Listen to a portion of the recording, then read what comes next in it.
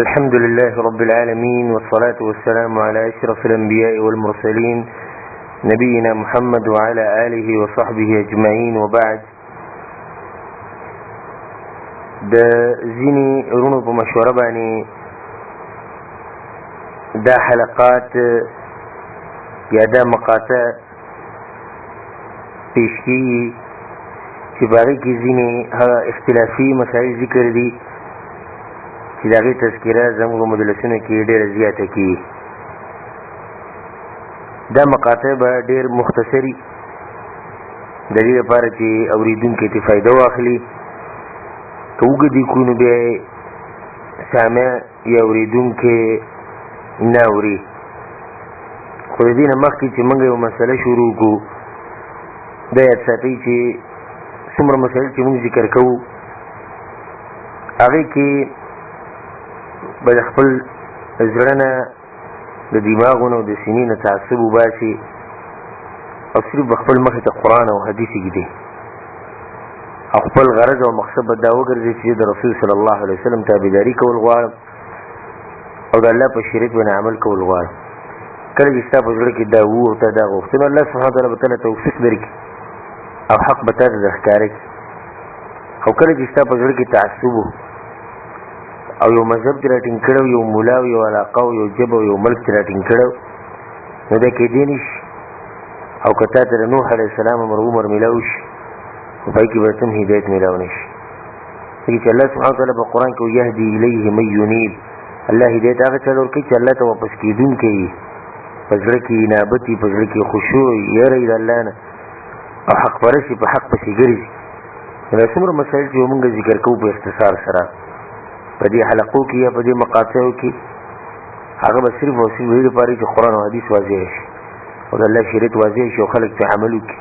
نور بل هېڅ مقصد به هم زمونږ نه وي. والله علی ذلک شهید. اولنۍ مسله چې ډېر خلک یې څېړي هغه د رفع الیدینو مسله په منځ کې. رفع الیدین په عربۍ کې مطلب دی لاسونه اوچتول. د لاسونه اوچتول د تکبیر تحریمې سره کله چې اوله کې موږ الله اکبر وایو هلته اوچتو، هغه غیر اختلافي مسله ده، طبعا اتفاق ده. خو اختلاف په دې کې دی چې د رکوع سره او د رکوع نه بعد او د دویم رکعت نه چې درېیم ته راپاسي په دغه ټیم کې رفع الیدین کول. نه په دې کې خلکو دا مسله ډېره ګرانه کړې ده او ډېره اوږده کړې ده او ډېره غټه کړې ده. حالانکې مسلمان ته چې کله د رسول صلی الله علیه وسلم حدیث راورسي هغه ته مسله اسانه شي. دا مسله چې پټه نه ده پاتې شي،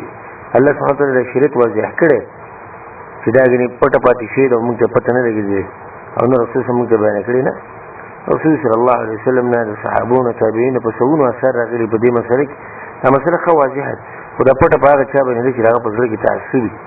او هغه قرآن او حدیث هغه باندې اثر نه کوي، د هغه لپاره دا مسله پټه. نو الحمدلله الله سبحانه وتعالی په توفیق سره دا مسله ښه واضحه ده او موږ به انشاءالله ښه وضاحت وکړو. څوک چې دا وایي چې رفع الیدین کول په منځه کې دا منسوخ شوي دي، دا یو دعوه ده بغیر د څه دلیل نه، دعوه بغیر د دلیل نه. ځکه چې هېڅ څوک هم داسې دلیل نه شي ښوی چې په هغې کې دی چې رفع الیدین مخکې رسول صلی الله علیه وسلم کړي او بیا یې نه دي کړي. ځینې مولیان دا تلبیس کوي په دې عوامو باندې، وایي مشرانو صحابو د رسول صلی الله علیه وسلم نه کول نقل کړي او کشرانو کول نقل کړي، او ځینې وایي مشرانو کول نقل کړي کشرانو نه کول نقل کړي. دا په دې دلیل دی چې دا منسوخ شوي ټولې پالتو خبرې، ټولې پالتو خبرې د خپل مذهب مضبوطولو لپاره، صرف د خپل ملاتوب لپاره بس. نور د دغه خلکو مقصد دا نه چې حق ښکاره کړي. ځینې پکې دا وایي چې مشرکانو به بوتانو ایښودو په ترخونو کې. دا مسله دومره سپکه ده چې زما زړه م نه کېږي زه به دې باندې خبره وکړم. دومره سپکه او دومره کمزوري مسله چې ماشوم نه مني چې دا بوتان د دغه رفع الیدینو سره ولیږي کوم چې د رکوع سره د رکوع نه بعد دي، نو دا د هغه رفع الیدینو سره ولې نه ولیږي کوم چې د لمانځه په اوله کې کېږي، او دا د رکوع سره ولې نه ولیږي، د سجدې سره ولې نه ولیږي. که بیا د بوتان دوی په جیب کې ولې نه ږدي. بل دا چې د دې خبرې سند کمزېږي. دا خبره چا کړې؟ څوک دې دا ثابت کړي موږ ته په سند سره چې دا مسله دې سره نقل شوې د صحابو نه سلفو؟ څوک دې ثابت کړي؟ او د کلی د مولا خبرې دي د نور د مولا خبرې د مذهب د مولا خبرې چې خپل مذهب په مضبوطېدو خو په دې باندې هیڅ دلیل هم نشته نو د رسول صلی الله علیه وسلم نه په یو صحیح حدیث کې دا نه نقل چې هغه د مونږ کړی رفع الیدین دي پکې نه کړي ځینې کسان څه وایي موږ ته ثابت کړي چې رسول صلی الله علیه وسلم د مرګ پورې رفع الیدین کړي ځینې خلکو ته دا هم چې الله نه ویریږي د الله نه ویریږي ورته تاسو په ځان باندې ډېره خطرناکه دروازه کوله وایي که تاسو دا تپوس کوئ چې موږ ته دې څه وښایي لکه په تا باندې به سبا له بل څوک دا سوال وکړي چې موږ ته دې څه وښایي چې د مرګ پورې رسول صلی الله علیه وسلم تحیات ویلی د مرګ پورې وښایي چې رسول صلی الله علیه وسلم رکوع کړي د مرګ پورې وښایي چې سجدې کړي د مرګ پورې وښایي چې دا ذکر یې کړی نو هېڅ به هم ونه ښایي او بیا به د ټول دین په دې باندې باطل کړي او ته بیا په دې خپله مسله کې راټینګ شي نو دا دغه مولیانو ته په خپله پته ده کوم چې دا خبرې کوي چې موږ دا خبره ډېره کمزوري کړو هغوی یو تعصب راغستې او دښمني راغستې د قرآن او حدیث سره ځینې دلایل به زه پیش کړم په دې باندې چې رفع الیدین کول دا د رسول صلی الله علیه وسلم نه نقل شوی عمل دی او دا د رسول صلی الله علیه وسلم عمل دی د مرګه پورې ځینې روایت ټیم ډېر لږ دی او زه خبرې اوږدول نه غواړم نو یو څو روایتونه د شمار به د پیش کوم په دې باندې په سوونو اثر راغلي چې رسول صلی الله علیه وسلم صحابه او تابعین او هغو به رفع الیدین کول په منځ کې اولنی حدیث دی د ابوبکر صدیق رضی الله عنه عبد الله بن الزبير رضي الله عنه ويجي ما صليت خلف أبي بكر الصديق رضي الله عنه ما أبو بكر الصديق بالشاة منذك فكان يرفع يديه إذا افتتح الصلاة وإذا ركع وإذا رفع رأسه من الركوع وأبو بكر الصديق رضي الله عنه لما انزبد أولك رفع اليدين كول أو كلت بركوع تو كلت بركوع رفورت كيلو وقال أبو بكر صليت خلف رسول الله صلى الله عليه وسلم أبو بكر كلت بأوسي شو ناغوي جماعة برسول بالشاة منذك فكان يرفع يديه إذا افتتح الصلاة وإذا ركع وإذا رفع رأسه من الركوع ورسول صلى الله عليه وسلم ممدغه چلکو مانځه په افتتاح کې برفع الیدین کول او کله چې رکوع ته او کله چې رکوع نه پاسېدو نو هم به رفع الیدین کول دا حدیث دی بیهقي راوړی او په نورو کتابونو کې هم راغلی ښه دې مخکې چې دویم حدیث ذکر کړم دا ساتي چې ابوبکر صدیق عبد الله بن زبیر د ابوبکر صدیق نه د عمل نقل کوي د رسول الله د مرګ نه بعد کړ د دلیل له بده چې رسول الله د مرګ پوری کړی که رسول الله د مرګ پوری نه کړي ابوبکر صدیق څنګه عمل کوي بیا ابوبکر صدیق په سند دي پیش کوي چې ما د رسول صلی الله علیه وسلم نه ما رسول الله صلی الله علیه وسلم دله چې هغه د عمل کړي او رسول صلی الله علیه وسلم د ځان نه دا یو کار نه کوي وما ينطق عن الهوى ان هو الا وحي يوحى هغه ته الله طرف نه وحي کوي هغه ته جبريل الله نه رسول دې خبري سند او دا مسله دا زمونږ دین دی زمونږ شریعت دی دویم روایت عمر بن خطاب رضی الله عنه چې امام بیهقي رحمه الله په خپل سند سره روایت کړی او هغه چې رأيت طاووسا كبر فرفع يديه حذو منكبيه عند التكبير وعند الركوع وعند رفع رأسه من الركوع فسألت رجلا من أصحابه فقال إنه يحدث به عن ابن عمر عن النبي صلى الله عليه وسلم طاووس به دا کار کوو چې کله به مونږ شروع کوو نو هغه ټیم کې به تکبیر کوو بیا چې کله رکوع تو رکوع نه پاسې دې ټیم کې به تکبیر کوو او رفع الیدین به کوو نو هغوی چې ما د کس نه تپوس کړی د هغه ما ته د حدیث ویلو د عبدالله بن عمر نه عبدالله بن عمر د خپل پلار نه روایت کړی د عمر بن خطاب نه عمر بن خطاب د رسول صلی الله علیه وسلم نقل کړی دا حدیث چې دی امام بیهقي په سنن کبرا کې راوړی دی نو دا عمل د عمر بن خطاب نه ثابت شي دویم حدیث چې کوم دی هغه د علي بن ابي طالب رضی الله عنه دی چې انه كان اذا قام اغوي ما رسول صلى الله عليه وسلم يقول انه كان اذا قام الى الصلاه المكتوبه رفع يديه حذو منكبيه ويصنع ذلك ايضا اذا قضى قراءته واراد ان يركع ويصنعها اذا رفع راسه من الركوع اغوي ما رسول صلى الله عليه وسلم يقول يا ويصنعهما اذا رفع راسه من الركوع ما رسول صلى الله عليه وسلم يقول هغه کله مون شروع کوو نو رفع الیدین به کول او کله چې رکوع ته کله چې رکوع را پاسېدو نو دا د علي بن ابي طالب نشو او دا روایت چې دی نه ابو داود النسائي ابن ماجه او ترمذي راوړی او امام احمد بن حنبل رحمه الله هم روایت کړی څلورم حدیث چې دی هغه د انس بن مالک رضی الله عنه ان رسول الله صلى الله عليه وسلم كان يرفع يديه اذا دخل في الصلاه واذا ركع او دا حدیث ابن ماجه راوړی او بخاری پر رفع الیدین کې راوړی او شیخ البانی دا حدیث صحیح کړی پنځم حدیث دی پنځم حدیث ابو هريره رضی الله عنه هغه چې كان رسول الله صلى الله عليه وسلم يرفع يديه حذو منكبيه حين يكبر يفتتح الصلاة وحين يركع. کله چې رسول الله صلی الله علیه وسلم من شروع په اټین کې برفردین کول او کله چې رکوع له په اټین کې برفردین کول. دا حدیث بخاری په جزء برفردین کې راوړی او ابو داود هم راوړی خو بل لفظ باندې كان رسول الله صلى الله عليه وسلم اذا كبر للصلاة جعل يديه حذو منكبيه واذا ركع فعل مثل ذلك واذا رفع للسجود فعل مثل ذلك واذا قام من ركعتين فعل مثل ذلك. دا ابو داود. ابن خزیمه کې دا حدیث راغلی او امام ابن حجر هم روایت کړی. بل حدیث دی شپږم هغه د جابر بن عبد الله رضی الله عنه روایت. جابر بن عبد الله بدا چل کو چې کان اذا افتتح الصلاه رفع يديه واذا ركع واذا رفع راسه من الركوع. کله چې جابر بن عبد الله مون شروع کو په اول کې به رفع الیدین کول بیا به رکوع کول سره کول به رکوع نه بعد به کول.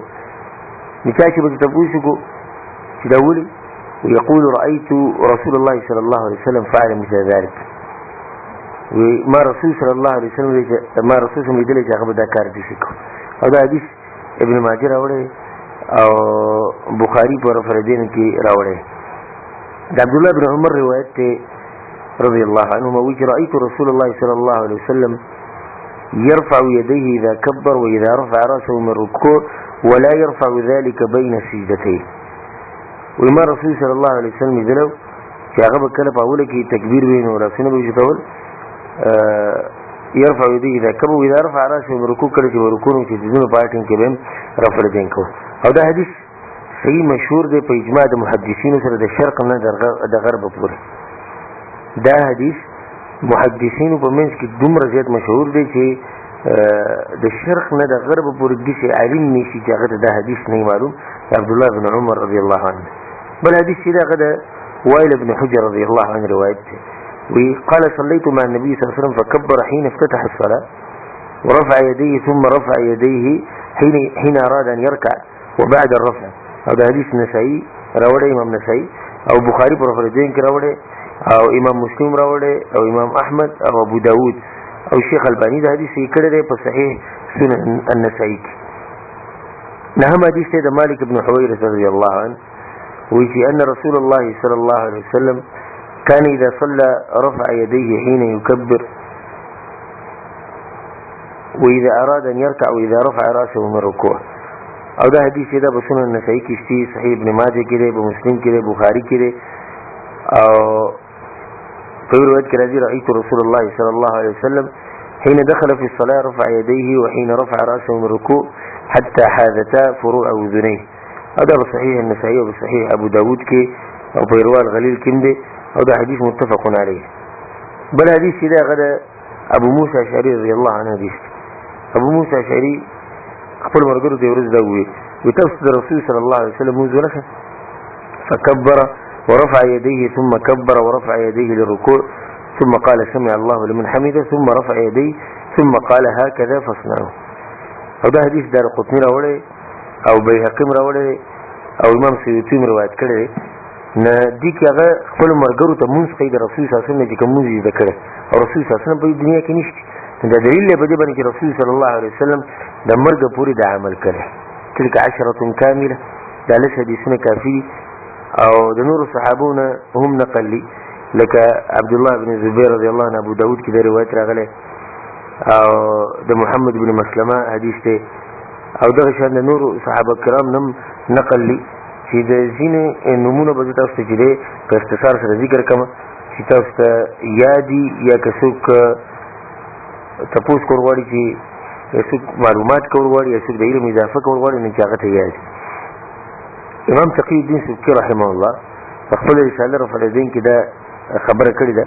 عدد الصحابه الذين نقل عنهم روايه عن النبي صلى الله عليه وسلم. هغه صحابه د کومونه چې رفع الیدین ثابت شي او د رسول صلی الله علیه وسلم نقل کړي دا نمونه دي ابو بکر عمر عثمان علي طلحه زبير سعد سعيد عبد الرحمن بن عوف ابو عبيد بن الجراح مالك بن الحويرث زيد بن ثابت أبي بن كعب عبد الله بن مسعود أبو موسى عبد الله بن عباس حسين بن علي براء بن عازب زياد بن الحارث أبو سعيد الخدري سهل بن سعد أبو قتادة سليمان عمرو بن العاص، عقبة بن عامر، أبو هريرة، عمار بن ياسر، عدي بن عجلان، عمير الليثي، أبو مسعود الأنصاري، عائشة، أبو الدرداء، ابن عمر، عبد الله بن الزبير، أنس بن مالك، وائل بن حجر، أبو حميد، محمد بن مسلمة، جابر بن عبد الله رضي الله عنهما، نور چې هم ځینې صحابه نقل کړي او تریال صحابو تر رسولي او چې بدوی کې 10 مبشرین چې کم دي کم کسان ته چې جنت زیره شي د غلس کسان او په کې خلفای راشدین دي داونه چې هم د عمل نقل نه چې دومره صحابونو دی عمل نقل شي د بای کې زموږ سره سوزر دی هغه کې موږ سره سوزر دی چې موږ هغه عمل پریدو الله سبحانه وتعالى نه یې پکار او په دې باندې ګوي چې ځین احناف علما مور کړی چې او رفع اليدين کول چې د رسول صلی الله علیه وسلم ثابت دي ولدا خبره ساتي عبد الله بن عمر رضي الله عنه من روايه نقل لكل شيء زينه وزينه الصلاه رفع الايدي عند الافتتاح وحين تريد ان تركع وحين ترفع تمهيد ده ابن عبد البر كده روايه عبد الله بن عمر رضي الله عنه چې هر څه لپاره خایسته او د مانځه خایسته چې انسان په رفع اليدين کې په دغه څلور ذهن کې او امام احمد حنبل رحمه الله فرمایي چې ول صحابونه اقول ول صحابونه د عمل نقل او بيد ايته فليحذر الذين يخالفون عن امره ان تصيبهم فتنه ويصيبهم عذاب اليم او بيدوي رفع اليدين زين الصلاه رفع اليدين ده مانځه خایست او عقبه بن عامر ندار روایت نقل یو پر انسان رفع اليدين کی هغه تلسنی کانی ملاویږي د هرې ګوتې لپاره یو نه کیده او دا روایت پنیر الاوطار کې موجود